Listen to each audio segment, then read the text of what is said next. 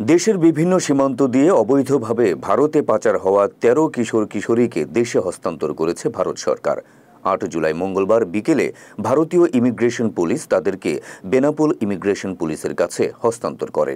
ফেরত আসা কিশোর কিশোরীকে আইনি সহায়তা দিতে রাইটস যশোর ৬ জন, জাস্টিস অ্যান্ড কেয়ার ৫ জন ও বিএলডব্লিউ ২ জনকে গ্রহণ করেছে।